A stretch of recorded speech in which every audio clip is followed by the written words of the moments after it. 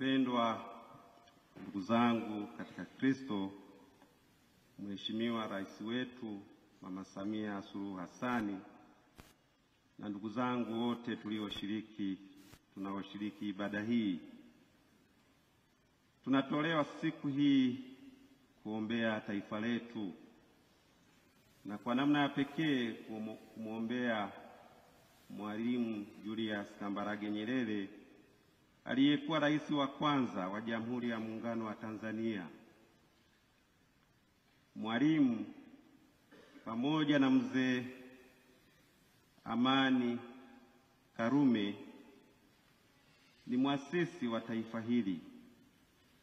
Tunamshukuru sana Mwenyezi Mungu kwa ajili yao na kwa ajili ya taifa letu pendwa la Tanzania. Sambamba na kumbukumbu hii ya miaka 25 tangu kufariki kwake Mwalimu Nyerere, tunakushukuru wewe rais wetu kwamba umependa adhimisho hili liende sambamba na kilele cha mbio za Mwenge kwa mwaka huu, na kwamba maadhimisho haya yote yafanyike hapa Mwanza na yaanze na ibada ya misa takatifu. Hakika ni tunu kubwa kuwa nanyi viongozi mnaomtambua na kumcha Mwenyezi Mungu na mnaoheshimu uhuru wa kuabudu, ikiwa pia hii ni sehemu ya kulinda katiba yetu. Ndugu zangu, niwaalike tutafakari juu ya siku hii ya leo, tukitumia masomo tuliyoyasikia kutoka kwa hekima ya Sulemani na katika Injili ya Mtakatifu Marko. Kijana tajiri na mwanadini, na bila shaka kwa wachambuzi wa Biblia huyu anaweza akawa alikuwa Mfarisayo aliyekuwa anajua maandiko, alimfuata Bwana wetu Yesu Kristo akitaka kujua mbinu za kumfikisha mbinguni. Kijana alimkimbilia Bwana wetu Yesu Kristo na kumuuliza, Mwalimu mwema, nifanyeje ili niweze kufika mbinguni? Nifanyeje ili niweze kuurithi ufalme wa milele? Ndugu zangu, hili ni hitaji kubwa, ni hitaji la kibinadamu. Bila shaka ni hitaji letu sote. Kila mmoja angependa afike mbinguni. Wangapi wanaweza wakaona hiyo ndiyo ajenda kuu katika maisha yao? Watu wengi wanaweza wakahangaika na mambo mengi, wanaweza wakahangaika ufalme wa mbinguni. Swali hili linaonyesha kiu ya mwanadamu anayejitambua. Linaonyesha kiu ya mwanadamu asiyetaka kupotea, asiyetaka kuingia katika moto wa milele. Bwana Yesu alimjibu kijana huyu mdadisi, unazijua amri za Mungu? Usizini, usiue, usiibe, usitoe ushahidi wa uongo, usidanganye, waheshimu baba na mama yako. Kijana kwa kujiamini alijibu, Mwalimu, hayo yote nimezingatia tangu ujana wangu. Kristo Bwana akamwambia, sawa, najua hayo yote umezingatia, lakini kijana wangu, umepungukiwa na kitu kimoja tu. Kristo alipomwangalia yule kijana akampenda, lakini kwa sababu Kristo anaona hata ndani, aliona kijana huyu. Swala la kuuza mali na kugawa kwa maskini lilimtia uchungu na huzuni huyu kijana. Kijana alifadhaika, Unaweza ukajiuliza kwa nini alifadhaika? Ameshika yote hayo amri za Mwenyezi Mungu, anazifahamu: usiue, hauwi, usizini, lakini bado kijana anahuzunika. Ni kweli kabisa ndugu zangu, tunaitwa kuzijua na kuziishi amri za Mungu. Kijana alihuzunika kwa sababu zile amri za Mungu alizodai kuzishika tangu ujana wake, Yesu aligundua kuwa haikuwa hivyo, ilikuwa ni maigizo tu mbele ya wanadamu, yaani kwa maisha ya nje, kadiri mwanadamu anavyoweza kumwona mtu. Kijana huyu hakuwa mwizi kweli, alikuwa hazini, hakusema uongo. Katika hali ya kuonekana inayoweza kupimika, alikuwa kijana mcha Mungu. Lakini kwa upande mwingine, ndugu zangu, katika hali ya ndani ambayo anayeweza kuipima ni Mungu tu, kijana yule alikuwa mchoyo. Sio tu alikuwa na utajiri wa vitu vya kuonekana, nyumba, mashamba na vitu vingine, bali alikuwa tajiri wa uovu mwingi. Alikuwa amejawa na wingi wa uovu.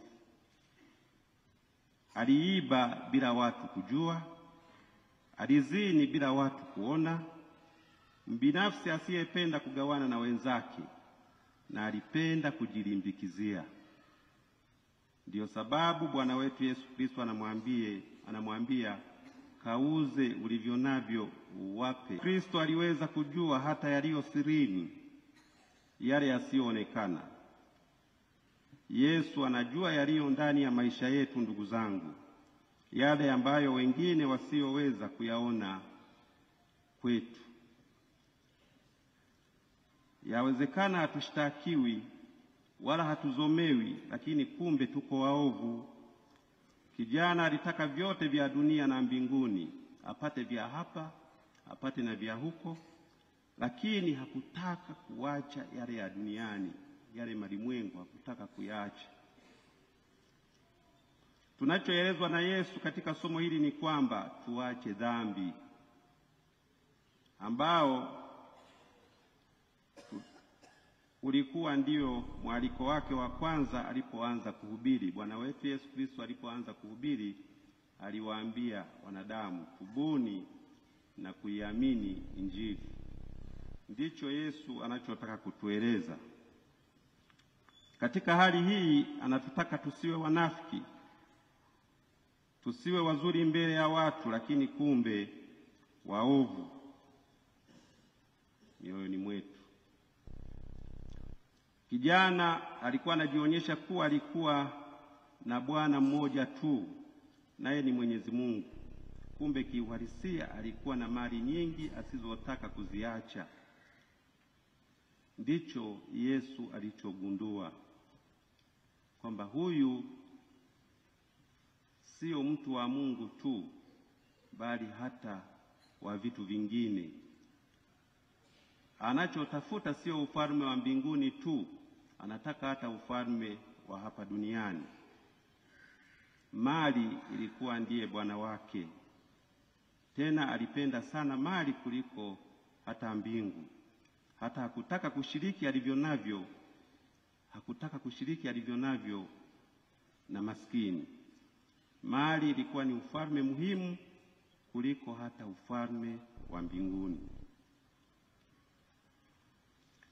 Tujiulize ndugu zangu, tunaoadhimisha siku hii, je, mwalimu alikuwa mtu mwenye imani kwa Mungu? Je, alikuwa anautafuta pia ufalme wa mbinguni? Kwa nje tuliona alifanya juhudi kubwa sana kuishi kiadilifu. Tulimuona alikuwa akiwapenda Watanzania na kuchukia uovu kama vile rushwa na dhuluma. Alipokosea mwanadamu huyu, Julius Nyerere aliomba msamaha. Katika imani yake kama mfuasi wa Kristo, alijitahidi kufuata taratibu ikiwa ni pamoja na kufunga, kufanya toba, kufanya matendo ya huruma, kusaidia wahitaji na mengine mengi. Mtu huyu alisali sana na akatuwekea misingi ya nchi yetu kuwa huru kuabudu na kuamini kwa Mungu aliye juu. Hakuendekeza ubaguzi wa aina yoyote, iwe dini, kabila, utaifa na kadhalika, bali alipenda watu wawe wamoja, lakini pia aliamini juu ya uhuru.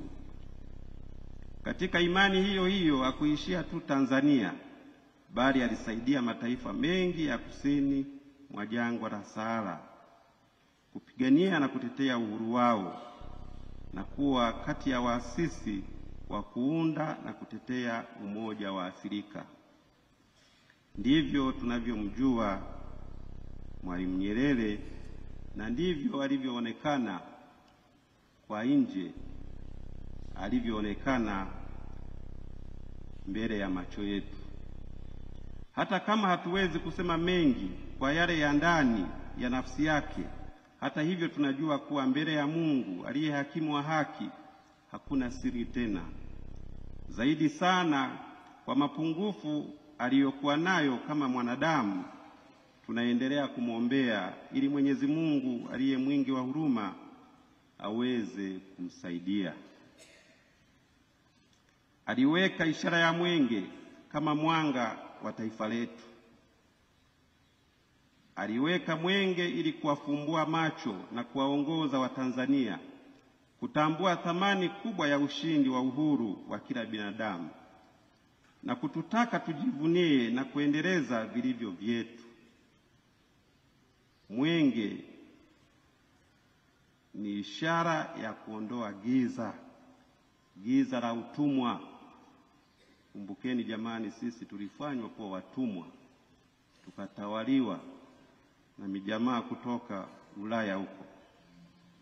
Anaweka mwenge kama ishara ya kuondoa giza la utumwa wa aina zote, kuondoa ujinga, kuondoa maradhi, kuondoa umaskini na kadhalika.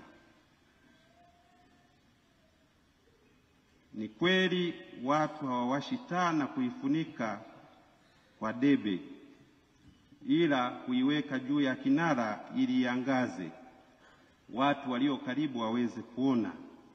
Na hivyo na yeye aliwasha mwenge ili umulike Watanzania tuweze kuona, tusije tukavamiwa tena na jamaa kutoka mbali huko wakatushtukiza kwa sababu hatuoni wakija. Anaweka mwenge ili uweze kumulika. Na Mtume Paulo anatualika na kutuimarisha akisema, simama sasa na wala usikubali tena kuwa mtumwa. Ndiyo maana ya mwenge, unatuambia simameni, tena msimame imara, msikubali tena kuwa watumwa. Paulo kwa Wagalatia. Simameni imara na msimame kifua mbele. Na kama vile mwenge ulivyowashwa na kusimikwa juu ya kilele cha mlima Kilimanjaro tarehe 9 Disemba 1961, macho na mioyo yetu visipoteze mwanga huo, visipoteze upeo wa kilele hicho, visipoteze fahari hiyo ya taifa letu. Bwana wetu Yesu Kristo anatutazama Watanzania leo tunapojiuliza maswali kadhaa na pengine kutafuta mwanga wa masuala fulani. Jibu lake ni hili: hamtapata ishara isipokuwa ile ya Nabii Yona. Tunapohangaika tulizo nazo, ishara za waasisi wetu kama Nyerere na wengine, ishara za wapenda uhuru na umoja, ishara za wapenda maendeleo, ishara za wale wasiojilimbikizia mali, ishara za wanaoheshimu haki na utu. Ishara hizi zinatuthibitishia kuwa inawezekana kuwa na viongozi na taifa lenye haki na taifa lenye amani, usalama, uzalendo na utu wema. Ishara hizi zinatuthibitishia kuwa inawezekana kuwa na viongozi uwezo wa kukuza uchumi wa Tanzania na wenye uwezo wa kuwafanya Watanzania waende kifua mbele.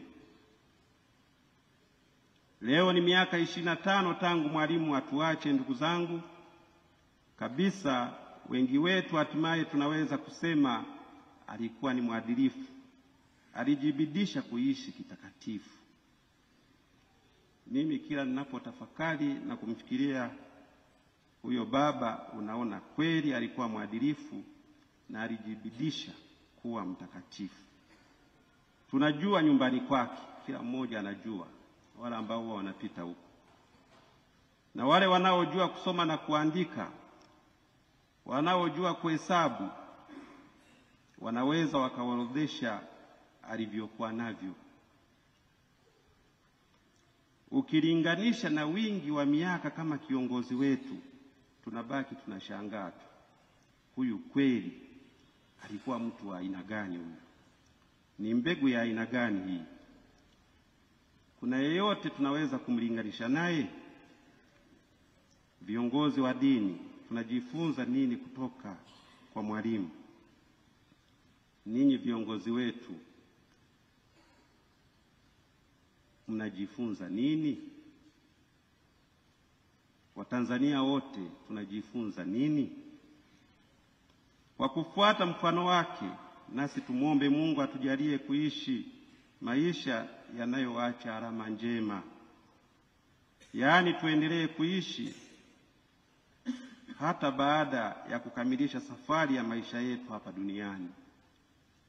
Hatutakumbukwa kwa wingi wa miaka tunayoishi hapa duniani, bali kwa alama njema tulizoacha kwa vizazi vinavyotufuata. Tuwe watu wa sala,